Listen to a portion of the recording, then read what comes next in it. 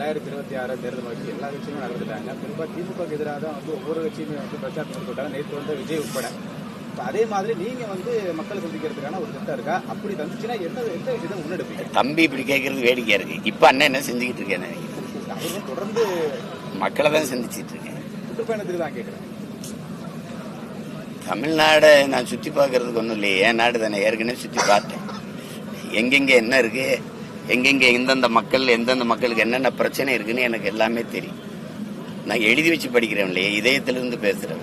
இந்த ஊர்ல அரியலூர்ல என்ன, பெரம்பலூர்ல என்ன, திருச்சியில என்ன, திருவாரூர்ல என்ன, திருவாடுதுறையில என்ன எல்லாம் எனக்கு தெரியும். அதனால அது பிரச்சனை இல்லை.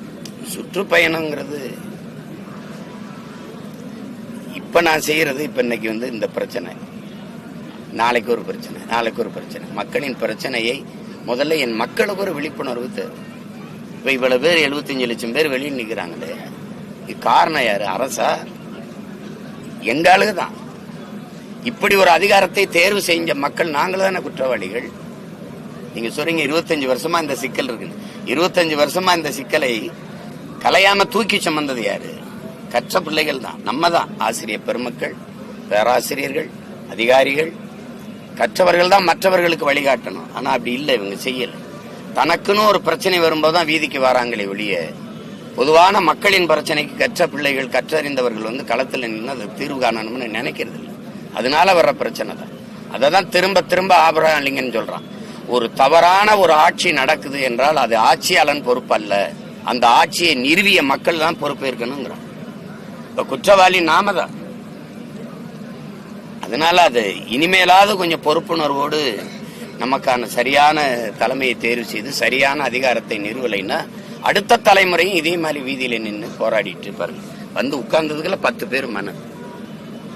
நாங்க பகுதி இது கௌரவ விரிவுரையாளர்கள் சம்பளமே போடல, அது பேசிவிடு.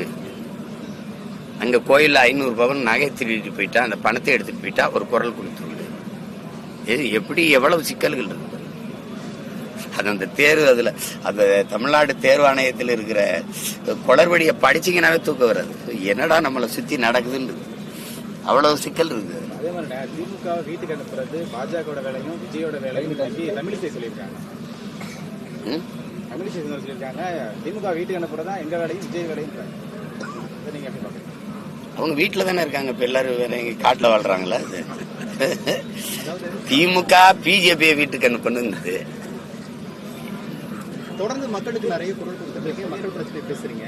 ஆனா இப்படி இருக்க சூழல்ல பாத்தீங்கன்னா, முதல்வர் சந்திப்புக்கு பிறகு சீமான் அவர்கள் ஸ்டாலின் அவர்கள் திமுக மற்ற கட்சிகளை விமர்சிக்கிறத குறைச்சிட்டாரோ அப்படின்ற மாதிரியான ஒரு கருத்துக்கள் போயிட்டு இருக்கு. அது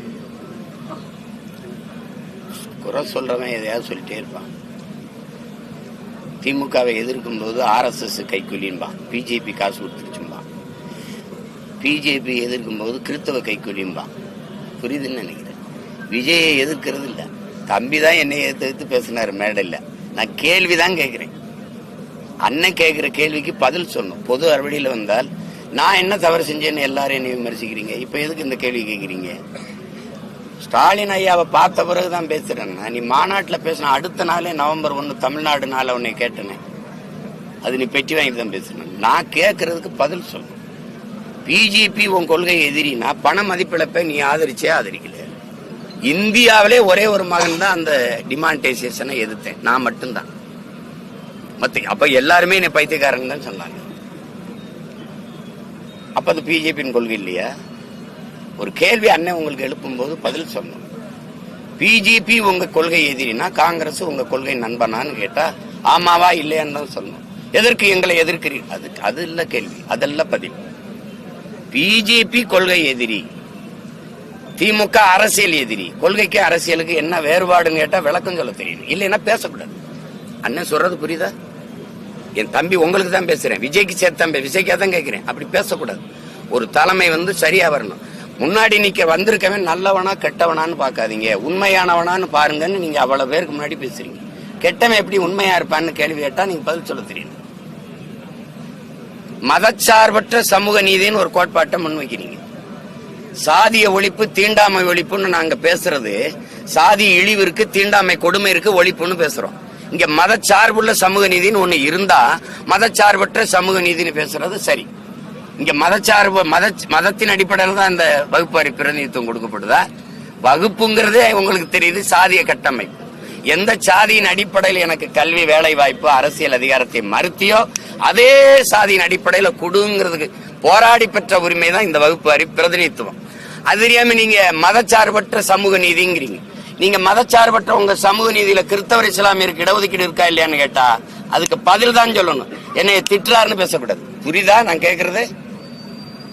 தம்பி, உங்களுக்கு தேவையானவன் வாடகை காசு வாங்கி தின்ட்டு புகழ்ந்துகிட்டு இருப்பான். இங்க ஒருத்தர் நிக்கிறேன், கேள்வி கேட்பேன். என்னைய கேள்வி எல்லாம் பதில் சொல்றேன். என்னை கேள்விகள் பதில் சொல்ற. நீங்க ஸ்டாலினை பார்த்த பிறகு அப்படின்னா நீ என்ன சொல்ல வர? ஸ்டாலின் பெட்டி வாங்கிட்டு பேசுறாரு. அப்ப நீங்க அப்படி சொல்லக்கூடாது. ஐயா, ஸ்டாலின் சீமானுக்கு பெட்டி கொடுத்துட்டாரு எப்படி சொல்லணும்? அப்படி சொல்லணும். இப்ப நீங்க பிஜேபி கொள்கை எதிரிங்கிறீங்க, காங்கிரஸ் பெட்டி வாங்கிட்டீங்களா? திமுக அரசியல் எதிரிங்கிறீங்க, ஏடிஎம் கிட்ட பெட்டி வாங்கிட்டீங்களா? இதெல்லாம் என்னக்கடா ஒழிப்பீங்க? என்ன ஒரு தீப்பெட்டி விட வாங்கி தர மாட்டான்டா. ஏன்னா அப்படி வச்சு தர என்னத்தையாவது பேசுறது தம்பி. இப்ப இந்த கூட்டம் யாருக்கு எதிராக போடப்பட்டிருக்குன்னு நினைக்கிறீங்க? இப்ப இந்த கூட்டம் இப்ப இருந்து கேளுங்க, யாருக்கு எதிராக போடப்பட்டிருக்கு, யாருக்கு எதிராக கேள்விகள் முன்வைக்கப்படுதுன்னு பாருங்க. 1.5 மணி நேரம் பேசிட்டு ஒரு நிமிஷம் இப்படி ஒரு கேள்வி எழுப்புனா விஜய் திட்டார். அவ்வளவுலாம் ஒண்ணும் பெரியது இல்ல. முதலமைச்சர் வெளிநாடு போனது வந்து முதலீடு ஈர்க்க போனாரா, முதலீடு செய்ய போனாரா அப்படின்னு ஒரு கேள்வி இருக்காரு. வரும் சட்டமன்ற இதெல்லாம் பழைய கேள்வி, எல்லாருமே கேட்கறதா. இன்னைக்கு வந்து முதல் முறையா இதுவரையில பேசாத ஒரு வார்த்தை தமிழீழத்தை பத்தி தொப்புள் கூடிய உறவு அப்படின்னு சொல்லி ஒரு புதுமையா ஒரு இதை பேசியிருக்கிறாரு. தமிழக மீனவர்கள் குரல் கொடுத்துட்டு இருக்கீங்க, வாய்ஸ் கொடுத்திருக்கிறாரு. அதை பத்தி என்ன கருத்து? வாய்ஸ் கொடுத்து அதையும் பார்த்தானே பிடித்தாப்ல.